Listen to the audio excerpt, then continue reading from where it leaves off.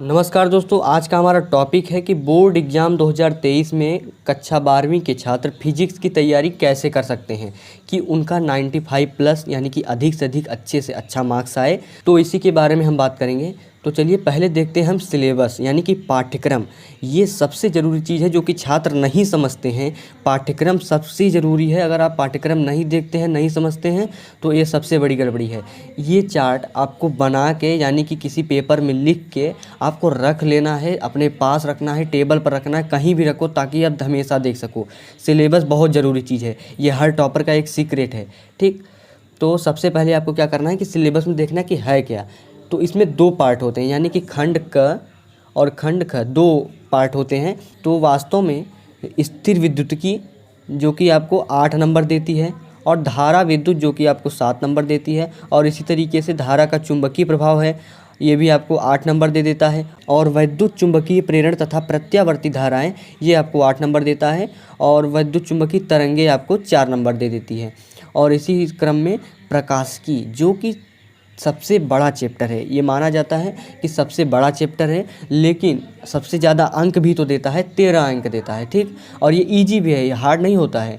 और द्रव्य और द्वैत प्रकृति 6 नंबर का, परमाणु तथा नाभिक 8 नंबर का, और इलेक्ट्रॉनिक युक्तियाँ 8 नंबर का। अब देखो स्ट्रेटजी क्या है, हमको पढ़ना कैसे, यानी कि स्ट्रेटजी की बात करते हैं।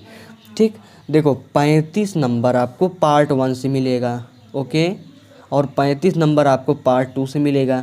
ठीक, अब समझो आप कि दोनों बराबर बराबर अंक दे रहे हैं, और एक चैप्टर इसमें ऐसा है जो कि 13 नंबर दे रहा है। तो सबसे पहले आपको क्या करना है, जो छात्र इस भ्रम में रहते हैं कि मैं पहले पार्ट 1 ख़त्म कर लूँ, यहाँ से 5 चैप्टर, उसके बाद पार्ट 2 पे आऊँ, 4 चैप्टर ख़त्म कर लूँ, बस हो गया फिजिक्स कंप्लीट और मिल गए 95। तो बिल्कुल कुछ नहीं होगा। ठीक, आप अभी नहीं, बाद में आपको रियलाइज़ होगा, ऐसा कुछ भी नहीं हो पाएगा। सबसे पहले आपको स्थिर विद्युतिकी पढ़ना है। सबसे पहले पहला चैप्टर, ये पूरे फिजिक्स का पहला चैप्टर है क्लास 12th का, स्थिर विद्युतिकी पढ़ लिए। अब उसके बाद आपको प्रकाशिकी पढ़ना है।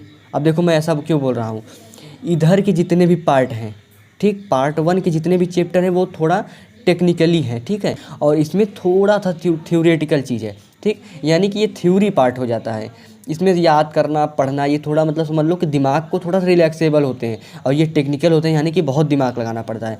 तो मैंने क्या बताया, पहले आपको स्थिर विद्युतिकी पढ़ लेना है, और उसके बाद क्या करना है, प्रकाशिकी पढ़ना है। ठीक, और देन आपको धारा विद्युत पढ़ना है।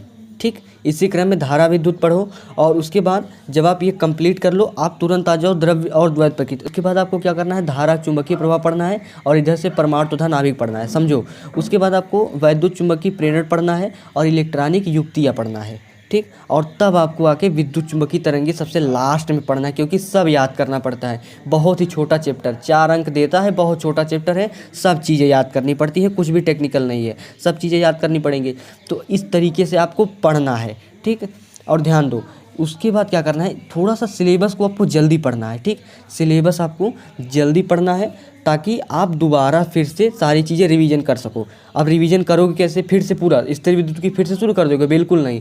आपको बनाना है नोट्स। अगर तुम नोट्स बनाते हो और 90 प्लस नोट्स बना कर रिवीजन कर लेते हो, बनाना नहीं है, बना के रिवीजन करना है, अगर रिवीजन भी कर लेते हो तो 90 प्लस आएंगे, ये मेरी फुल गारंटी है। और पढ़ोगे कहाँ से, ऑफलाइन पढ़ाया जा रहा है तो वहाँ ठीक है, अच्छा है, पढ़ो, नहीं तो ऑनलाइन भी टीचर्स उपलब्ध हैं जो कि सारे कोर्स फ्री में भी पढ़ा रहे हैं, उसको भी आप पढ़ सकते हो। ठीक है, वहाँ से पढ़ो, नोट्स बनाओ, नोट्स बहुत ज़रूरी है, बिल्कुल कोई मतलब नहीं निकलेगा। अगर आप वीडियो देखते हो ना तो कोई मतलब नहीं है वीडियो देखने से, अगर आप नोट्स नहीं बनाते हो।